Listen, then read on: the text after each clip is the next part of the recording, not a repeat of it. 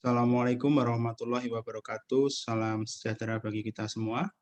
Selamat datang di mata kuliah Sejarah Indonesia Masa Pergerakan dengan kode mata kuliah KPJ 355. Pada mata kuliah ini merupakan mata kuliah yang wajib lulus bagi mahasiswa di Prodi Pendidikan Sejarah.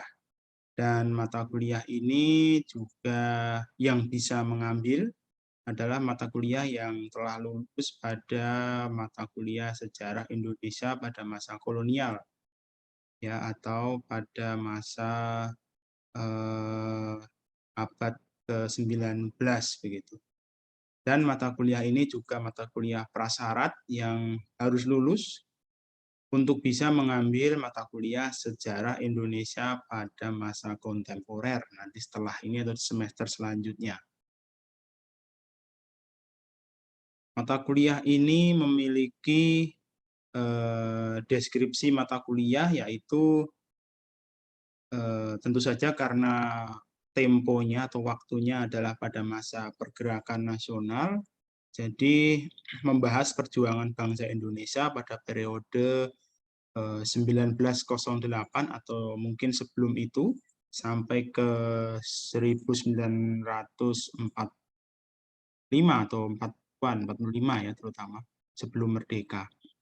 Dan capaian pembelajarannya adalah mahasiswa memiliki kemampuan kritis dalam memahami dan menganalisis perjuangan rakyat Indonesia untuk memperoleh kemerdekaan melalui pergerakan nasional pada abad ke-20. Kemudian untuk rincian materinya, ini di sini secara dasarnya atau secara apa namanya, gambaran umumnya itu ada 9 ya. Yang pertama yaitu pengertian nasionalisme dan pertumbuhan nasionalisme di Indonesia.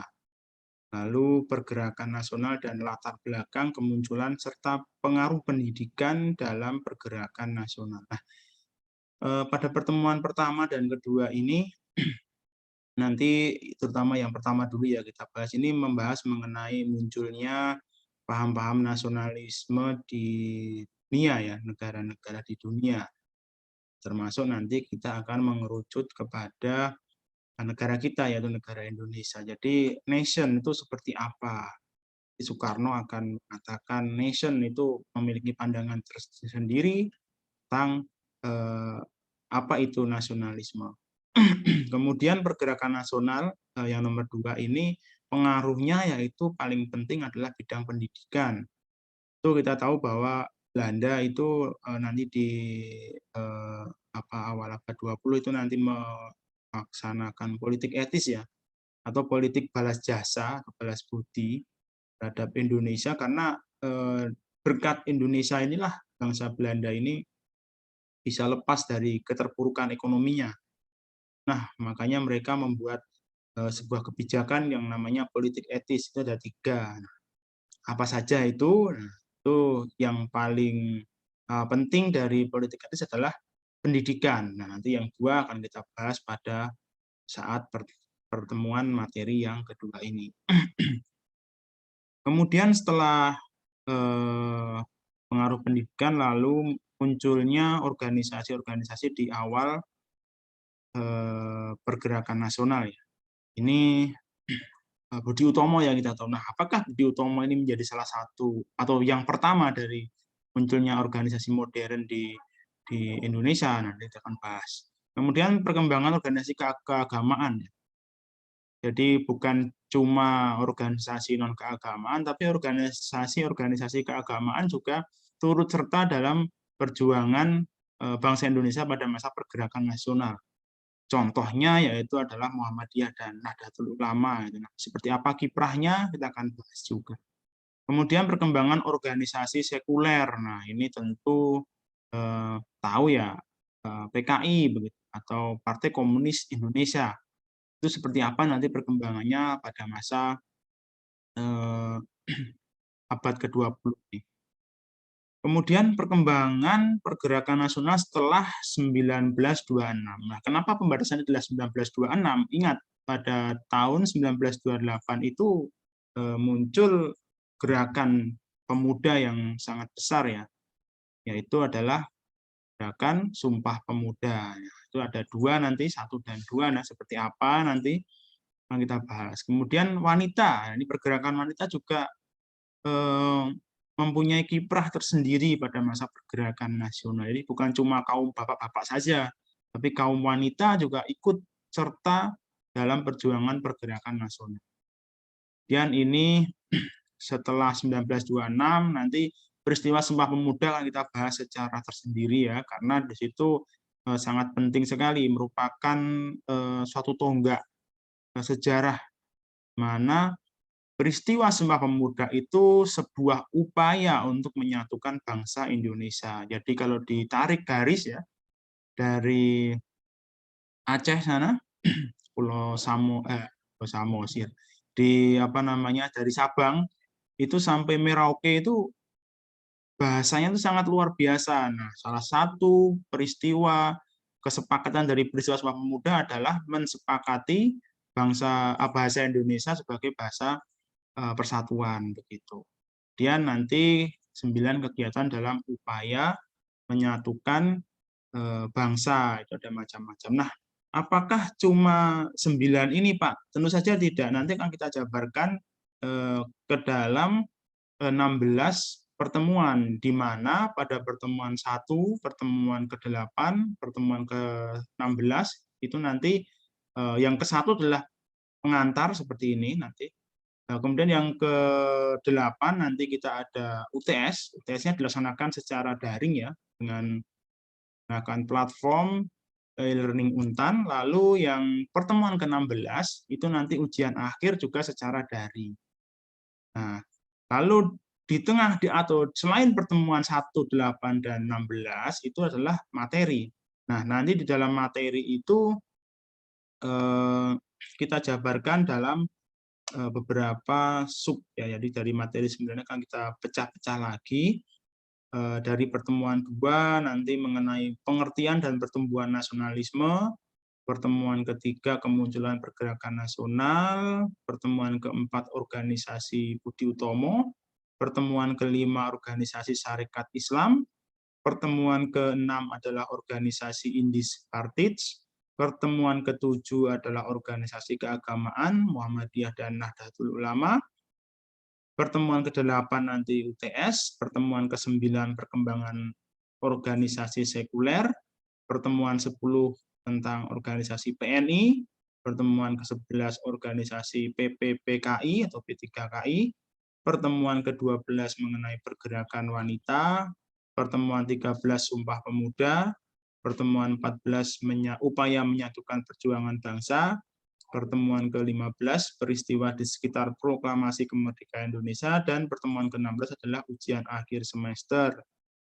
Nah, lalu seperti apa perkuliahannya nanti? Perkuliahannya nanti seperti ini ya. Jadi format perkuliahannya nanti disampaikan secara daring. Nah, ini nanti dalam bentuk video pembelajaran. Sama seperti mata kuliah lain yang daring, nanti saya akan buatkan video pembelajaran yang saya unggah dalam channel atau kanal YouTube saya.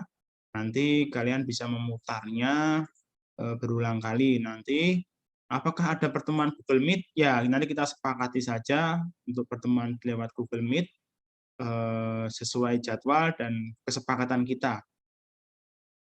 Kemudian untuk penyajian objek nanti secara visual, itu nanti mungkin ada video-video lain selain video saya dari YouTube, atau nanti mungkin saya akan carikan jurnal seperti itu, yang nanti kalian review.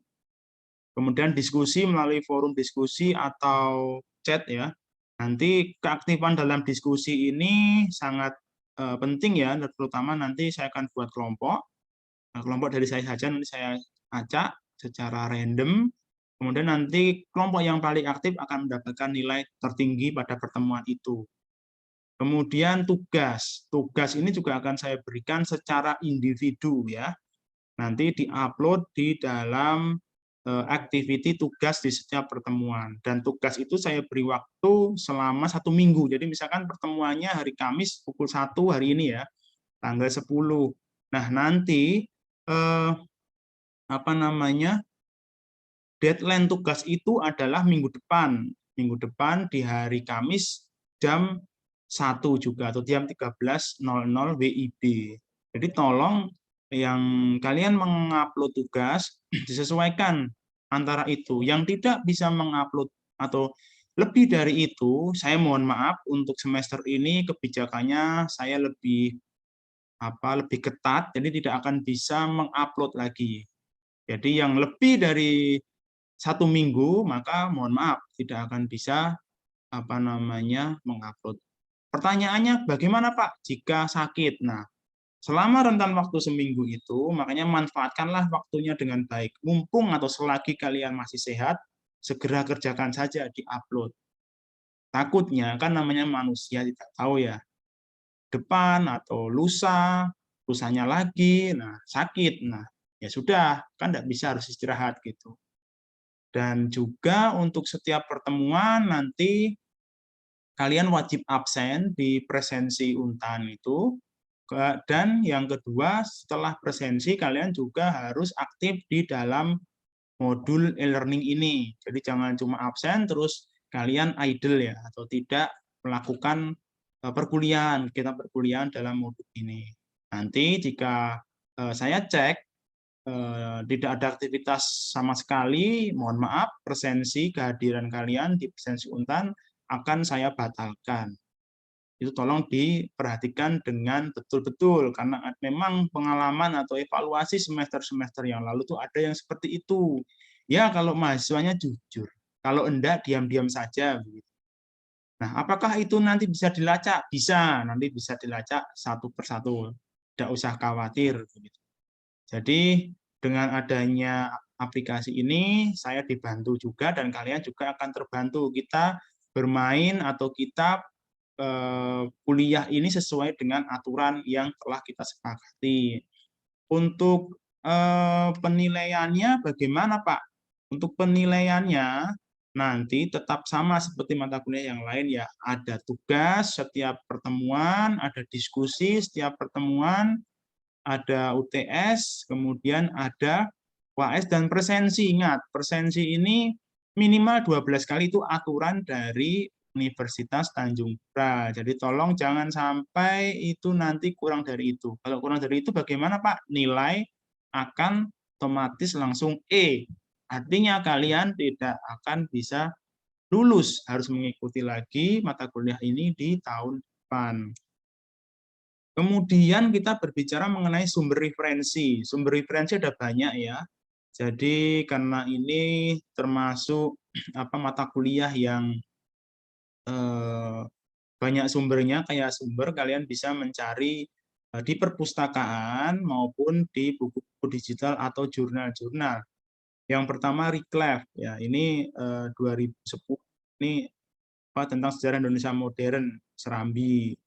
Sartono Kartodirjo juga ada juga tentang pengantar sejarah Indonesia baru. Kahin ini nasionalisme dan revolusi Indonesia. Kemudian tentang sejarah nasional Indonesia ini dari Pak Nugroho, Hans Kohn, kemudian Pak Slamet Mulyana dari Kahin lagi, dan sumber-sumber lain yang relevan. Bisa kalian gunakan doaj.org untuk mencari jurnal atau dari Google Scholar dan lain-lain. Baik, seperti itu untuk pengantar dari mata kuliah Sejarah Indonesia masa pergerakan nasional. Mohon maaf jika ada yang kurang berkenan, dan saya ucapkan selamat mengikuti perkuliahan, selamat belajar. Akhir kata, wassalamualaikum warahmatullahi wabarakatuh. Salam sejahtera untuk kita semua.